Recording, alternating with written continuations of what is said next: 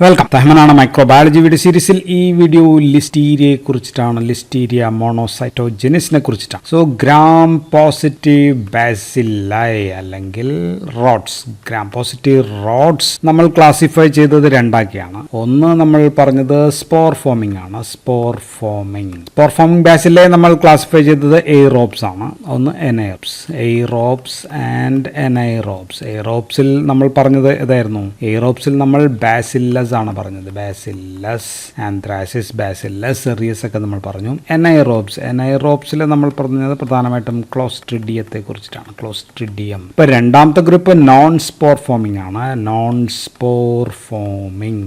Spore ഫോമിംഗിൽ എയ്റോബിക്കിൽ എയ്റോബ് എടുത്തു കഴിഞ്ഞാൽ അതിനെ നമുക്ക് വീണ്ടും ഡിവൈഡ് ചെയ്യാവുന്നത് മൊട്ടൈൽ ആണോ നോൺ മൊട്ടൈൽ ആണോ എന്നുള്ളതാണ്. മൊട്ടൈൽ, നോൺ മൊട്ടൈൽ എന്ന് നമ്മൾ ക്ലാസിഫൈ ചെയ്ത് കഴിഞ്ഞാൽ ഇതിൽ മൊട്ടൈലിൽ വരുന്നതാണ് ലിസ്റ്റീരിയ. സോ ലിസ്റ്റീരിയ എവിടെയാണ് വരുന്നത്? 10 സ്പീഷീസോളം ഉണ്ട് ലിസ്റ്റീരിയയിൽ. പക്ഷേ ഏറ്റവും പ്രധാനം ലിസ്റ്റീരിയ മോണോസൈറ്റോജെനിസ് ആണ് ഏറ്റവും പ്രധാനം. ആൻഡ് ഇത് ഉണ്ടാക്കുന്ന രോഗം ലിസ്റ്റീരിയോസിസ് ആണ്. ലിസ്റ്റീരിയോസിസ് എന്ന് പറയുന്ന രോഗമാണ് ഇത് ഉണ്ടാക്കുന്നത്. ആൻഡ് ഇതിന്റെ പേര് വരാൻ കാരണം നമ്മുടെ ഫേമസ് ജോസഫ്, മൈക്രോബയോളജിസ്റ്റ് ആയിട്ടുള്ള ജോസഫ് ലിസ്റ്ററിൻ മൗത്ത് വാഷ് ഒക്കെ കേട്ടിട്ടുണ്ടാവല്ലോ, അത് തന്നെ. പുള്ളിയുടെ പേരിൽ നിന്നാണ് ലിസ്റ്റീരിയ എന്ന പേര് വന്നത്. ആൻഡ് ഇതിലെ റാബിറ്റ്സിലെ ഈ മൈക്രോ ഓർഗാനിസം ഇഞ്ചെക്ട് ചെയ്തപ്പോൾ അവരിൽ മോണോസൈറ്റോസിസ് ഉണ്ടാക്കിയത് കൊണ്ടാണ് മോണോസൈറ്റോജെനിസ് എന്ന പേരും വന്നത്. മനുഷ്യനിൽ കുത്തിവെച്ചാലും ഇതേപോലെ തന്നെ മോണോസൈറ്റോസിസ് കൂടും, മോണോസൈറ്റ്സിന്റെ എണ്ണം കൂടും. അപ്പൊ നമുക്ക് മനസ്സിലായത് ലിസ്റ്റീരിയ മോണോസൈറ്റോജെനിസ് എന്ന് പറയുന്നത് ഒരു gram positive rod or bacilli ആണ് എന്ന് നമുക്ക് മനസ്സിലായി. And it is non spore ഫോമിംഗിൽ വരുന്നതാണ് എന്ന് നമുക്ക് മനസ്സിലായി.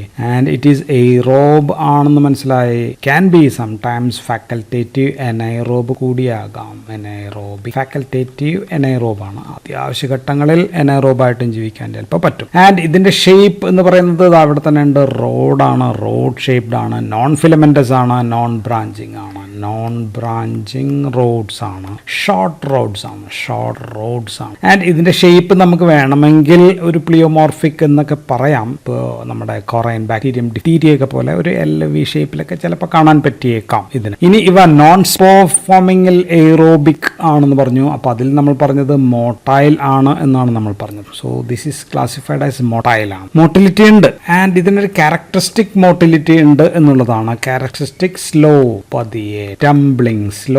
ടംബ്ലിംഗ് മോട്ടിലിറ്റി ആണ് ഇവയ്ക്ക് ഉള്ളത്. And it also have a differential motility. അതും ഒരു പ്രത്യേകതയാണ്. ഡിഫറൻഷ്യൽ മോട്ടിലിറ്റി എന്ന് പറഞ്ഞാൽ ഇതൊരു 25 ഡിഗ്രി സെന്റിഗ്രേഡിൽ റൂം ടെമ്പറേച്ചറിൽ ദിസ് ഈസ് മോട്ടൈൽ ആണ് എന്നുള്ളതാണ്. നേരത്തെ പറഞ്ഞ ഈ മോട്ടിലിറ്റി കാണിക്കും. പക്ഷേ ബോഡി ടെമ്പറേച്ചർ 37 ഡിഗ്രിയിൽ ഇത് നോൺ മോട്ടൈൽ ആണ്. സോ ഇതാണ് നമ്മൾ ഡിഫറൻഷ്യൽ മോട്ടിലിറ്റി എന്ന് പറയാൻ കാരണം. Okay, differential motility. ഇനി ഇതിന് സാധാരണ നമ്മളെല്ലാ ബാക്ടീരിയക്കും പറയുന്ന പോലെ ക്യാപ്സ്യൂൾ ഉണ്ടോ, ക്യാപ്സുലേറ്റഡ് ആണോ അല്ലയോ എന്ന് ചോദിച്ചു കഴിഞ്ഞാൽ ദിസ് ഈസ് നോൺ ക്യാപ്സുലേറ്റഡ് ആണ്. No capsule around. Listeria is non capsulated ആണ്. ഇനി ഇതിന്റെ വിറുലൻസ് ഫാക്ടേഴ്സ് പറഞ്ഞാൽ ഇവിടെ സർഫസിൽ ഇതാണെങ്കിൽ ഇവിടെ സർഫസിൽ ഉള്ള ഒരു പ്രോട്ടീൻ, അതിന്റെ പേര് ഇന്റർനാലിൻ എന്നാണ്. ഇന്റർനാലിൻ ഇവയ്ക്ക് ഭയങ്കരമായിട്ടുള്ള വലിയ ആക്ഷൻസ് ഒന്നുമില്ല എന്ന് പറയുന്ന ഒരു പ്രോട്ടീനാണ്. രണ്ടാമത്തത് ഈസ് ഇമ്പോർട്ടന്റ് ആണ്.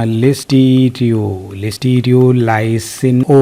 നമ്മൾ സ്ട്രെപ്റ്റോലൈസിൻ O ഒക്കെ പറഞ്ഞ പോലെ ലിസ്റ്റീരിയോലൈസിൻ O, LLO എന്ന് വിളിക്കാം. ഇത് സെൽ മെംബ്രെയിനിൽ നിന്ന് എസ്കേപ്പ് ചെയ്യാൻ സഹായിക്കുന്നുണ്ട്, സെൽ മെംബ്രെയിൻ വഴി. പിന്നെ ഉള്ളത് ഫോസ്ഫാറ്റിഡൈൽ അനോസിറ്റോൾ സ്പെസിഫിക് ഫോസ്ഫോലിപ്പേസി എന്ന് പറയുന്ന സംഭവമുണ്ട്. ആൻഡ് ഈ LOയും ഫോസ്ഫാറ്റിഡൈൽ അനോസിറ്റോൾ PLC ഫോസ്ഫോലിപ്പേസിയും ഇത് ഫാഗോസോമിൽ നിന്ന് ഇതിനെ എസ്കേപ്പ് ചെയ്യാനായിട്ട് സഹായിക്കുന്നു. ഫാഗോസോം എന്ന് പറഞ്ഞാൽ എന്താ? ഫാഗോസോം എന്ന് വെച്ചാൽ മൈക്രോ ഓർഗാനിസം ഇവിടെ വന്നു കഴിഞ്ഞാൽ നമ്മുടെ ഫാഗോസൈറ്റ്സ് പോയി അതിനെ ഇന്റർണലൈസ് ചെയ്യുന്നു. ഫാഗോസോം, ഫാഗോലൈസോസോം അങ്ങനെയൊക്കെ ആക്കുന്നു. സോ അപ്പോൾ അതാണ് ഫാഗോസോം എന്ന് പറയുന്നത്. അതിൽ നിന്ന് രക്ഷപ്പെടാൻ സഹായിക്കുന്നു. വേറെ ഒരെണ്ണം ഉള്ളത് ആക്റ്റിൻ പോളിമറൈസേഷൻ ആണ്. ആക്റ്റിൻ പോളിമറൈസേഷൻ എന്ന് പറയുന്ന സംഭവം നമ്മളത് എഴുതുന്നത് ആക്ട് A എന്നാണ്.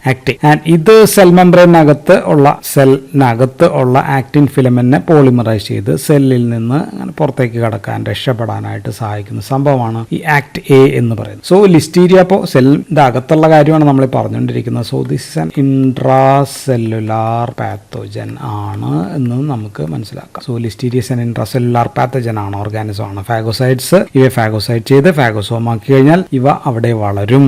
ആക്ടിൻ പോളിമറൈസേഷൻ ആക്ട് എക്ക് വേറൊരു പേരുണ്ട്, അതിനെ റോക്കറ്റ് ഫിലമെന്റ് എന്ന് വിളിക്കും. റോക്കറ്റ് ഫിലമെന്റ് അല്ലെങ്കിൽ റോക്കറ്റെയിൽ എന്നും വിളിക്കും. ഇതുവഴി സെല്ലിൽ നിന്ന് പ്രൊപ്പൽ ചെയ്യാനായിട്ട് ഇതിനെ സഹായിക്കുന്നു. അടുത്ത സെല്ലിലേക്ക്, അടുത്ത ഫാഗോസൈറ്റിലേക്കൊക്കെ പോകാനായിട്ട് ഇവയെ സഹായിക്കുന്നു. So escape the host immunity. അങ്ങനെയാണ് ഹോസ്റ്റ് ഇമ്മ്യൂണിറ്റിയിൽ നിന്ന് ഇത് എസ്കേപ്പ് ചെയ്യുന്നത്. ആൻഡ് മറ്റൊരു കാര്യം, this the only gram positive organism. Gram positive ഓർഗാനിസത്തിൽ ഏകൻ ഇവനാണ്. എന്ത് കാര്യത്തിലാണ്? Has endotoxin. എൻഡോടോക്സിൻ ഉള്ള ഏക ഗ്രാം പോസിറ്റീവ് ഓർഗാനിസം ഇതാണ്. എൻഡോടോക്സിൻ എന്ന് പറയുമ്പോൾ ലിപ്പോപോളിസാക്കറൈഡ്സ് ആണ് ഇവയുള്ളത്. ഇനി ലിസ്റ്റീരിയ ഒരു സാപ്രോഫൈറ്റ് ഓർ സാപ്രോഫൈറ്റിക് ആണ് എന്ന് പറയാം. So it's in the soil കാണാം, വാട്ടർ, സീവേജ് അവിടെയൊക്കെ ഉണ്ടാകും. ആൻഡ് മനുഷ്യനിൽ ഇൻഫെക്ഷൻ എങ്ങനെ പിടിക്കും എന്ന് ചോദിച്ചു കഴിഞ്ഞാൽ, മനുഷ്യനിൽ എങ്ങനെയാ പിടിക്കുക?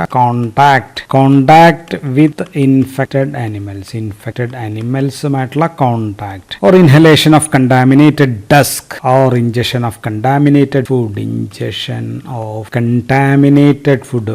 ഇമ്പോർട്ടൻ്റ് ആണ്, അതുകൊണ്ടാണ് ഞാൻ അത് എഴുതിയത്. കണ്ടാമിനേറ്റഡ് ഫുഡിൽ നിന്ന് ഒക്കെയാണ് പ്രധാനമായിട്ട്. അപ്പോൾ ഇതൊരു ഫുഡ് ബോൺ ഡിസീസ് ആണ്. ഫീക്കോ ഓറൽ റൂട്ട് കണ്ടാമിനേഷൻ വഴി വരാം. ഫുഡ് ബോൺ ഔട്ട്ബ്രേക്സ് ഇത് സംഭവിച്ചിട്ടുണ്ട്.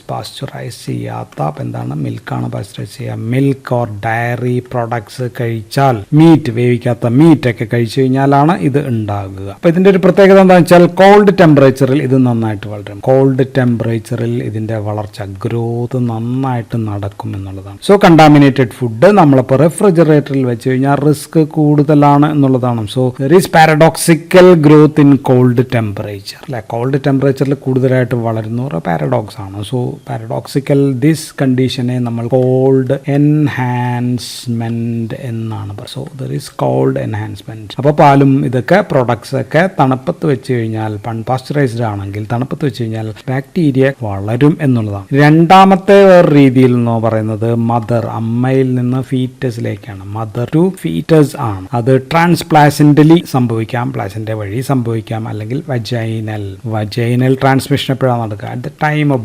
ബർത്തിന്റെ പാസേജ്, കനാലിലൂടെ പാസേജ് നടക്കുമ്പോൾ കൊച്ചിൽ സംഭവിക്കാം, അല്ലെങ്കിൽ കൊച്ചിൽ അസുഖം പിടിക്കാം എന്നുള്ളതാണ്. അപ്പൊ എന്തൊക്കെയാണ് ഇവയുടെ ബയോകെമിക്കൽ ടെസ്റ്റുകൾ നമ്മൾ പറഞ്ഞു കഴിഞ്ഞാൽ, so these are catalase positive ആണ്. കാറ്റലൈസ് നമ്മൾ സ്റ്റെഫലോകോക്കസ് പറയുന്നതാണ്. കാറ്റലൈസ് പോസിറ്റീവ് ആണ്. ഓക്സിഡേസ് നെഗറ്റീവ് ആണ് എന്നുള്ളത്. ബ്ലഡ് അഗാറിൽ വെച്ചാൽ ദർ ഈസ് ബീറ്റാ ഹീമോലിസിസ് എന്ന് വെച്ചാൽ കംപ്ലീറ്റ് ഹീമോലിസിസ് ഉണ്ടാകും എന്നാണ് ബീറ്റാ ഹീമോലിസിസ് അർത്ഥം. 25 ഡിഗ്രിയിൽ ഇത് മോട്ടൈൽ ആണ് എന്നുള്ളതാണ്. 25 ഡിഗ്രി സെന്റിഗ്രേഡിൽ മോട്ടൈൽ ആണ്. ഇനി സാധാരണ നമ്മൾ പറയുന്നത് ഷുഗറിനെ ഫെർമെന്റ് ചെയ്യുമോ എന്നുള്ള കാര്യമാണ്. ഷുഗർ ഫെർമെന്റേഷൻ നോക്കി കഴിഞ്ഞാൽ ഗ്ലൂക്കോസിനെ ഫെർമെന്റ് ചെയ്യും, മാൾട്ടോസിനെ ഫെർമെന്റ് ചെയ്യും. ഫെർമെന്റ് ചെയ്ത് കഴിഞ്ഞാൽ ആസിഡ് ഉണ്ടാകും, പക്ഷെ ഗ്യാസ് ഉണ്ടാകുന്നില്ല. No gas production. ഇനി സോഡിയം ക്ലോറൈഡിൽ വളരുമെന്ന് വെച്ചാൽ ഹൈ കോൺസെൻട്രേഷൻ സോഡിയം ക്ലോറൈഡിൽ ഇത് നന്നായിട്ട് വളരും എന്നുള്ളതാണ്. ഇനി ഇതിന്റെ സ്പെസിമെൻ നമ്മൾ എവിടെ നിന്നാണ് ഐസൊലേറ്റ് ചെയ്യുന്നത് എന്ന് പറയുമ്പോൾ രോഗം ഉള്ള ഭാഗങ്ങളിൽ നിന്നായിരിക്കണം. സെർവിക്കൽ, അവിടെ നിന്ന് ഭാഗത്ത് ഫീമെയിലാണ്. വജൈനൽ, അവിടേക്കുള്ള സെക്രീഷൻസ് എടുക്കാം. ദെൻ മെക്കോണിയത്തിൽ നിന്ന് എടുക്കാം. ദെൻ കോഡ് ബ്ലഡിൽ നിന്നും എടുക്കാം. പിന്നെ അല്ലെങ്കിൽ നമ്മുടെ ബ്ലഡ് ആൻഡ് CSF ഇങ്ങനെയൊക്കെയുള്ള സ്ഥലങ്ങളിൽ എടുക്കാം. അപ്പൊ അതിന്റെ ബെസ്റ്റ് ഡിറ്റക്ഷൻ മെത്തേഡ് എന്താണെന്ന് ചോദിച്ചു കഴിഞ്ഞാൽ അത് ആന്റിബോഡി ഡിറ്റക്ഷൻ ആണ്. ആന്റിബോഡി ഡിറ്റക്ഷൻ എന്തിനാണ്? ലിസ്റ്റീരിയോലൈസിൻ ലിസ്റ്റീരിയോലൈസിൻ ഓടെ ആന്റിബോഡി നമുക്ക് ഡിറ്റക്ട് ചെയ്യുന്നതാണ്. ഇതുണ്ട് എന്ന് കണ്ടുപിടിക്കാനായിട്ടുള്ള ഏറ്റവും ബെസ്റ്റ് മെത്തേഡ്. അപ്പോൾ ലിസ്റ്റീരിയ മോണോസൈറ്റോജനസ് വഴി ലിസ്റ്റീരിയോസിസ് ഉണ്ടാകുന്ന ആൾക്കാർ ആരൊക്കെയാണെന്ന് ചോദിച്ചാൽ ഇമ്മ്യൂണിറ്റി കുറഞ്ഞ ആൾക്കാർ, അല്ലെങ്കിൽ ഇമ്മ്യൂണോ കോംപ്രമൈസ്, അല്ലെങ്കിൽ ഇമ്മ്യൂണോ സപ്രസൻസ് മരുന്ന് കഴിക്കുന്നവർ, കോർട്ടിക്കോസ്റ്റെറോയിഡ്സ് കഴിക്കുന്നവർ, അങ്ങനെയുള്ള ആൾക്കാർ. 2 ഗർഭിണികൾ,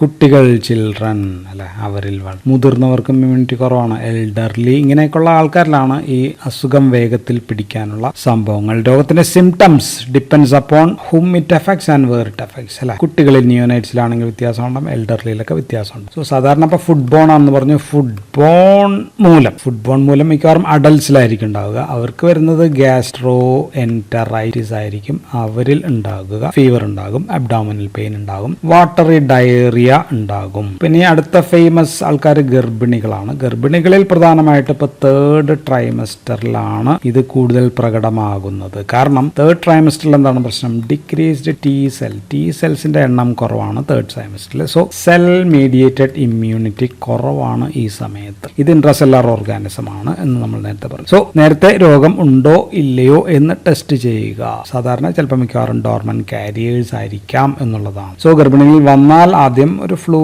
ലൈക്ക് സിംറ്റംസ് ഒക്കെ ആയിരിക്കും ഉണ്ടാകുന്നത് എന്നോർക്കാം. ചിലപ്പോൾ ഉണ്ടാകാവുന്നത് സ്പോണ്ടേനിയസ് അബോർഷൻ ഉണ്ടാകാം, അല്ലെങ്കിൽ കുട്ടി സ്റ്റിൽ ബർത്തിൽ ജനിക്കാം, അല്ലെങ്കിൽ പ്രിമച്വർ ഡെലിവറി ഒക്കെ സംഭവിക്കാം. മറ്റ് സ്ത്രീകളിൽ സാധാരണ ജെനിറ്റൽ യൂറിനറി ട്രാക്റ്റിൽ ഇത് അസിംപ്റ്റോമാറ്റിക് ആയിട്ടായിരിക്കും ഉണ്ടാകുക.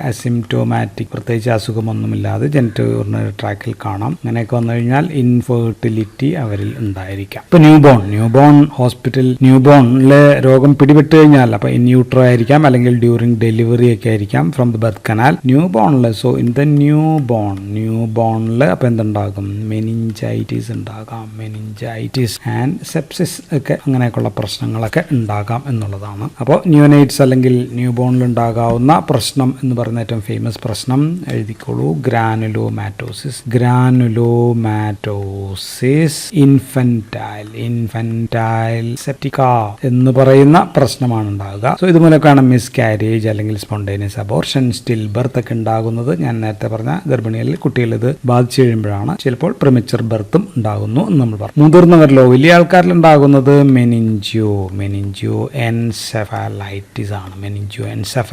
And also this is elderly മാത്രമല്ല, ഇമ്മ്യൂണോ കോംപ്രമൈസ്ഡ് ആൾക്കാരിലും മെനിഞ്ചോ എൻസെഫലൈറ്റിസ് ആയിരിക്കും ഉണ്ടാകുന്നത്. മറ്റ് ധാരാളം ഒരുപാട് ഇൻഫെക്ഷൻ ഉണ്ടാക്കാം. അപ്പോൾ ആബ്സസസ് ഉണ്ടാക്കാം, കൺജങ്ക്റ്റിവൈറ്റിസ് ഉണ്ടാക്കാം, ഫാരിഞ്ചൈറ്റിസ് ഉണ്ടാക്കാം, യൂറിത്രൈറ്റിസ് ഉണ്ടാക്കാം, ന്യൂമോണിയ, ലിസ്റ്റീരിയ പോലുള്ള ന്യൂമോണിയ ഫേമസ് ആണ്. ദെൻ എൻഡോകാർഡൈറ്റിസ് ഉണ്ടാക്കാം, infectious mononucleosis like syndrome. So ഇങ്ങനെയൊക്കെയുള്ള സംഭവങ്ങളുമൊക്കെ ഇത് ഉണ്ടാക്കാം. എങ്കിലും പ്രധാനം ഇതൊക്കെയാണ്. അപ്പൊ എങ്ങനെ തടയാന്ന് വെച്ചാൽ പ്രോപ്പർ പ്രിപ്പറേഷൻ ഓഫ് ഫുഡ് ശരിക്കും നന്നായിട്ട് പ്രിപ്പയർ ചെയ്യാന്ന് വെച്ചാൽ നന്നായിട്ട് വെജിറ്റബിൾസ് ഒക്കെ നന്നായിട്ട് കഴുകുക, മിൽക്ക് പ്രോഡക്ട്സ് ഒക്കെ പാസ്ചറൈസ് ആയത് മാത്രം കഴിക്കുക, ഇറച്ചിയും മറ്റും നന്നായിട്ട് വേവിക്കുക. ഗർഭിണികളിലാണെങ്കിൽ ഏർലി ഡിറ്റക്ഷൻ ആണ് തടയാനായിട്ട് നമ്മൾക്ക് ഉപയോഗിക്കുക. വന്നാൽ നമുക്ക് ആന്റിബയോട്ടിക്സ്, ആംബിസിലിനോ ക്ലോട്രിമസോളോ അല്ലെങ്കിൽ ജെൻഡാമെസിൻ പോലുള്ളവയൊക്കെ ഉപയോഗിക്കും. So that's all about Listeria മോണോസൈറ്റോജനിസിനെ കുറിച്ച് ഇത്രയൊക്കെയാണ് പറയാനുള്ളത്. So thank you for watching.